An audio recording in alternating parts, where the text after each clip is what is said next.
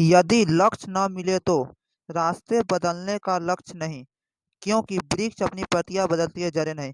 इस बात पे आप लोग ध्यान से सोचिएगा और मनन करिएगा। डियर स्टूडेंट, आप लोग के अपना चैनल प्लानेट क्लासेज में हार्दिक अभिनंदन है। कृपया मेरे चैनल को सब्सक्राइब करके बेल आइकन दबा दें लेटेस्ट वीडियो पाने के लिए। हम जो हम वीडियो बताने जा रहे हैं वह बहुत ही इंपॉर्टेंट है, आप लोग सभी एग्जामों में पूछी जाती है। इस वीडियो से आपको जिंदगी बदल देगी। तो इतिहास के बहुत ही महत्वपूर्ण प्रश्न है। देखिए यहाँ पर मौर्य साम्राज्य के बारे में बताने जा रहे हैं। मौर्य साम्राज्य, देखिए यहाँ पर मौर्य साम्राज्य के बारे में। नंद वंश का अंतिम शासक धनानंद को पराजित कर चंद्रगुप्त मौर्य ने साम्राज्य की स्थापना 322 ईसा पूर्व में की थी। अब यहाँ पे चंद्रगुप्त मौर्य जो 321 से 298 ईसा पूर्व तक जो था, चंद्रगुप्त मौर्य के बारे में। चंद्रगुप्त को स्टोरबे तथा जस्टिस्टन, देखिए स्टैंडोकोट्स और एरियन तथा प्लूटार्क ने एंडोकोट्स नाम से संबंधित किया है। अब इसका आगे, चंद्रगुप्त ने 305 ईसा पूर्व में सिकंदर ने सेनापति सेल्यूकस निकेटर को पराजित कर एरिया अराकोसिया जोडिसिया एवं पेरिपेनिसडाई का क्षेत्र प्राप्त किया था। अब यहाँ पे आगे देखिए, हमारे चैनल को सब्सक्राइब करके रखिए बहुत ही महत्वपूर्ण वीडियो पाने के लिए। सेलुकस ने अपनी पुत्री का विवाह चंद्रगुप्त मौर्य से किया था। अपने राजदूत मेगास्थित को उसके दरबार में भेजा। अब यहाँ पे नेक्स्ट पॉइंट देखिए मेगास्थित के बारे में। मेगास्थित 5 वर्ष तक पाटलिपुत्रा में रहा। अपनी इंडिका नामक पुस्तक की रचना की। देखिए यहाँ पे प्रश्न पूछता है कि मेगास इंडिका नामक पुस्तक की रचना किसने की थी, तो इसका आंसर आप लोग बना दीजिएगा मेगास्थित। अब यहाँ पे देखिए आगे नेक्स्ट टॉपिक, चंद्रगुप्त मौर्य ने जैन धर्म का अनुयायी था। उसने 298 ईसा पूर्व में उसकी मृत्यु श्रवण बेलगोला कर्नाटक में उपवास संलेखना के कारण हुई। कि चंद्रगुप्त मौर्य की मृत्यु कैसे हुई थी, तो वह उपवास के कारण उनकी मृत्यु हुई थी। देखिए हमारा टेलीग्राम ज्वाइन कर लीजिए, उस चैनल का नाम है प्लानेट क्लासेस। यहाँ पे देखिए नेक्स्ट टॉपिक, दक्षिण भारत में प्रसिद्ध जैन केंद्र श्रवण बेलगोला में स्थित है। यहाँ बाहुबली गेमतेश्वर की प्रतिमा स्थापित है। अब देखिए यहाँ पे नेक्स्ट टॉपिक पढ़ेंगे बिंबिसार के बारे में। जो बिंदुसार के बारे में, सॉरी गलती हो गई, बिंदुसार के बारे में जो 298 से 273 ईसा पूर्व तक वह शासन किया था। अब देखिए यहाँ पर नेक्स्ट टॉपिक, बिंदुसार चंद्रगुप्त का पुत्र था, उत्तराधिकारी था। वह आजीवक संप्रदाय का अनुयायी तथा अमित्रघात के नाम से जाना जाता है। यहाँ पे नेक्स्ट टॉपिक देखिए, यहाँ पे देखिए नेक्स्ट टॉपिक स्टोरबो के अनुसार सीरिया ने नरेश एंडियोकोट्स, देखिए एंडिटियोकस ने बिंदुसार के दरबार में डाइमेक्स नामक राजदूत भेजा था। अब देखिए एथोनियस के अनुसार बिंदुसार ने सीरिया के शासक एंटियोकस फर्स्ट से मदिरा, सूखे अंजीर एवं दार्शनिक भोजन की प्रार्थना की थी। तो उसको लेने के लिए बहुत ही मेहनत की थी और उसके बाद उसको मिली थी। अब यहाँ पे देखिए नेक्स्ट टॉपिक अशोक के बारे में पढ़ेंगे। हम साम्राज्य अशोक के बारे में बताने जा रहे हैं, जो 273 ईसा पूर्व से 236 ईसा पूर्व तक शासन किया था। अशोक, अब देखिए अशोक बिंदुसार का उत्तराधिकारी था, जो 4 वर्ष तक उत्तराधिकारी के संघर्ष के पश्चात 269 ईसा पूर्व में वास्तविक रूप से राजगद्दी पर बैठा। यहाँ पर नेक्स्ट टॉपिक अब देखिए शासक बनने के पूर्व अशोक अवंती का राज्यपाल था, जो मार्सिक तथा गुर्जरा अभिलेख में इसका वास्तविक नाम अशोक मिलता है। यहाँ पे देखिए हम नेक्स्ट टॉपिक बताने जा रहे हैं राज अभिषेक के बारे में। राज अभिषेक ने 9वें वर्ष के अर्थात 261 ईसा पूर्व में अशोक ने कलिंग पर आक्रमण किया और कलिंग का युद्ध के पश्चात उसने युद्ध का विजय के जगह धम विजय को अपनाया था और उपगुप्त नामक बौद्ध भिक्षु को बौद्ध धर्म की दीक्षा ली। अशोक ने बौद्ध धर्म के भी दीक्षा ली थी। देखिए यहाँ पे नेक्स्ट टॉपिक अशोक ने शासन के 10 वर्ष में बौद्ध गया तथा 20वें वर्ष में लुम्बिनी की यात्रा की। और 13 वर्ष में अपने धम्म महायात्र नामक अधिकारों को नियुक्त किया। यहाँ पर नेक्स्ट टॉपिक अशोक। अशोक के अभिलेख ब्राह्मणी ग्रीक, देखिए यहाँ पे अरमाइक तथा खरोष्टी लिपि उत्कीर्ण है। अशोक की लिपि इतनी भाषा मिलती है कौन कौन? ब्राह्मणी, ग्रीक, अरमाइक तथा खरोष्टी लिपि और उत्कर्ण लिपि मिलती है।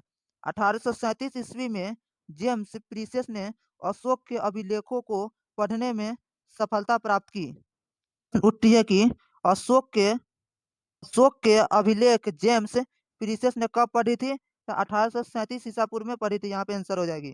यहाँ पे देखिए नेक्स्ट टॉपिक, अब देखिए यहाँ पे देखिए नेक्स्ट टॉपिक देखिए 14 शिलालेखों में अतिरिक्त अशोक ने 13 लघु शिलालेख, 7 लघु शिलालेख और 7 स्तंभ अभिलेख उत्कीर्ण करवाया। यहाँ पे नेक्स्ट टॉपिक देखिए धार्मिक स्तूप का निर्माण अशोक ने कराया था। धार्मिक स्तूप का निर्माण किसने कराया था? तो अशोक ने। नेक्स्ट यहाँ पे देखिए टॉपिक शिला राजा देशी 13वां ने अशोक ने कलिंग का युद्ध के हथाअथों का उल्लेख किया और युद्ध का त्याग की घोषणा की।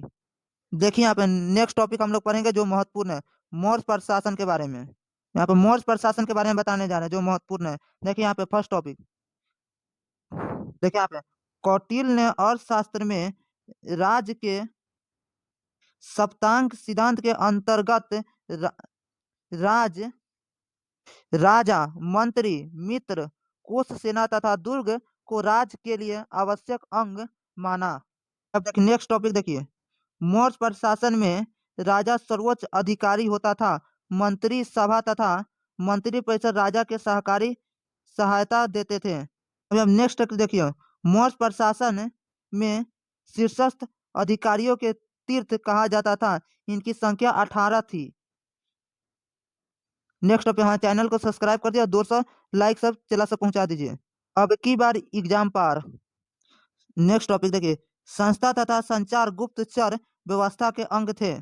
नेक्स्ट टॉपिक आप देखिए राज्य की आय का मुख्य स्रोत भू राजस्व था। यह कुल उपज का 2/6 भाग होता था। नेक्स्ट टॉपिक आप देखिए राजकीय तकसाला के अधिकारी को लक्षणध्यक्ष कहा जाता था। मुद्राओं के परीक्षण का अधिकारी रूपदर्शक था।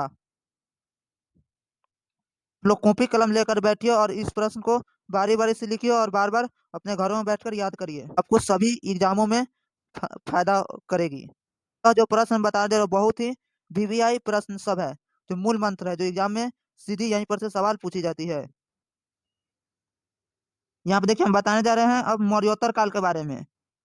देखिए यहाँ पे टॉपिक यहाँ पे देखिए मौर्य साम्राज्य के पतन के पश्चात सत्ता के केंद्रीकरण का ह्रास हुआ और इसके परिणाम स्वरूप इस काल के अनेक छोटे छोटे देशों एवं विदेशों राज्यों में स्थापित हुई और इनका वर्णन निम्नलिखित है। इसका वर्णन नीचे दिया गया है। देखिए यहाँ पे इसका वर्णन नीचे दिया गया, हम बताने जाने इसके बारे में। देखिए यहाँ पे टॉपिक हम बताने जा रहे हैं। देखिए यहाँ पे देशी शासक वंश और शुंग वंश, यहाँ पे विदेशी शासक वंश शांक वंश। यहाँ पे अपने देश में जो शासक थे उसके बारे में और विदेशी जो दूसरे देश से शासक आते हैं उसके बारे में हम बताने जा रहे हैं।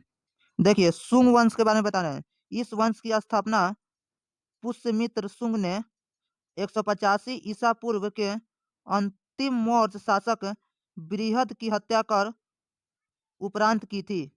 यहाँ पे शुंग वंश खत्म होने के बारे में हम शाक वंश के बारे में बताएंगे। देखिए यहाँ पर नेक्स्ट टॉपिक देखिए यहाँ पर पुष्यमित्र शुंग ने भरहुत स्तूप का निर्माण करवाया था। विदिशा को अपनी राजधानी बनाया। अयोध्या अभिलेख के अनुसार इसने पतंजलि के नेतृत्व में 2 अश्वमेध यज्ञ करवाया था। अब देखिए यहाँ पे शुंग वंश के 9वें शासक भगभद्र के शासन काल में देखिए यहाँ पर भवन राजदूत हेलियोडोरस ने भागवत धर्म ग्रहण कर विदिशा वेश नगर में गरुड़ स्तंभ की स्थापना की। देखिए चला साहब, हम 200 लाइक पहुंचा दीजिए, आप लोग को विनती हम इसी से करते हैं। यहाँ पे देखिए अब शांक वंश के बारे में। शाक शाक मूल्यतः यहाँ पे शरद दरिया के उत्तर में निवास करने वाली एक खानाबदोश तथा बौवर जाति थी। इन्होंने लगभग 165 ईसा पूर्व में भारत में प्रवेश किया। और एक प्रश्न उठती है कि बब्बर जाति भारत में कब आया था, तो इसका आंसर होगी 165 ईसा पूर्व में बब्बर जाति भारत में आया था। यहाँ पे देखिए आगे हम टॉपिक बताने जा रहे हैं, इसी के बारे में है। देखिए यहाँ पर शाकों ने कुल 5 शाखाएं थी। जो पहली शाख ने अफगानिस्तान, दूसरा शाखा ने पंजाब, तीसरा शाखा मथुरा और चौथी शाखा पश्चिमी भारत एवं पांचवी शाखा उत्तर दक्कन में प्रभुत्व स्थापना की थी। देखिए अब शाकों का पहला शाखा थी अफगानिस्तान, दूसरी शाखा थी पंजाब, तीसरी शाखा थी मथुरा और चौथी शाखा थी पश्चिमी भारत एवं पांचवी शाखा थी उत्तर दक्कन के प्रभुत्व स्थापना की थी। अब यहाँ पे इसी के बारे में नेक्स्ट टॉपिक देखिए। रुद्रदामन ने इस वंश का सबसे प्रतापी शासक था। इसकी सुदर्शन झील का जीर्णोद्धार करवाया तथा संस्कृति भाषा का सबसे लंबा अभिलेख गिर गिरनार अभिलेख बनवाया। अब यहाँ पे समाप्त हो रही है। अब आगे पढ़ने जा रहे हैं कन्नौ वंश के बारे में। कन्नौ वंश देखिए, यहाँ पे कन्नौ वंश के बारे में बताने जा रहे हैं। शुंग वंश के अंतिम शासक देवभूत की हत्या कर वासुदेव ने 75 ईसा पूर्व में कन्नौ वंश की स्थापना की। अब यहाँ पे आगे देखिए उसी के बारे में बताने जा रहे हैं। देखिए यहाँ पे पुराणों के अनुसार कन्नौ वंश का शासन 45 वर्ष तक रहा। सुशर्मा इसका अंतिम शासक था। अब यहाँ पे देखिए पढ़ने जाना है जो जो है पल्लव वंश के बारे में। देखिए यहाँ पे पल्लव वंश। पल्लव प्राथियन मुख्यतः सिस्तान तथा आर्कोसिया के निवासी थे। इस वंश का वास्तविक संस्थापक मेथेडेक्स प्रथम था। अब यहाँ पे इसी के बारे में आगे बताने जा रहे हैं। देखिए भारत में इस वंश का पहला शासक माउस था। ग्रेंडो फर्निच इसका सबसे महान शासक था, जिसका उल्लेख तख्ते वहीं अभिलेख में मिलते हैं। यहाँ पर प्रश्न उठता है कि पल्लव वंश का सबसे पहला शासक कौन था, तो इसका उत्तर होगा माउस। और इसमें पूछा जाएगा सबसे महान शासक कौन था इस वंश का, इसका आंसर होगा ग्रेंडो फर्निच। अब यहाँ पे नेक्स्ट पढ़ते हैं सतवाहन वंश के बारे में। सतवाहन वंश, इस वंश की स्थापना सिमुक ने की। अंतिम कन्नौज शासक सुशर्मा की हत्या कर की थी। सतवाहन शासकों ने अपनी राजधानी प्रतिष्ठान महाराष्ट्र में स्थापना की। देखें यहाँ पे इस काल में हाल ने गाथा सप्तशती तथा गणुध्वज बृहद कथा नामक पुस्तक की रचना की थी। और यहाँ पे नेक्स्ट टॉपिक है कुषाण वंश। यहाँ कुषाण वंश को बताने जा रहे हैं। पल्लव के बाद कुषाण भारत में आए, जो यूची कबीले से संबंधित थे। कुजुल जो कड-फिसेस ने 15 ईस्वी में कुषाण वंश की स्थापना की। उसका उत्तराधिकारी भीम कड-फिसेस था। भारत में नेक्स्ट टॉपिक, भारत में सर्वप्रथम सोने की सिक्के भीम कड-फिसेस द्वारा ही चलाए गए थे। अब इसी प्रकार इसी को समाप्त हम करते हैं। यहाँ पे बताते हैं कामयाबी हाथों के लकीरों से नहीं होती है, माथे के पसीने में होती है। इसको आप लोग गौर से मंथन करिए और सोचिएगा इसके बारे में। हाँ, चैनल को सब्सक्राइब करके बेल आइकन दबा दीजिए इसी तरह के वीडियो पाने के लिए। थैंक यू, जय हिंद।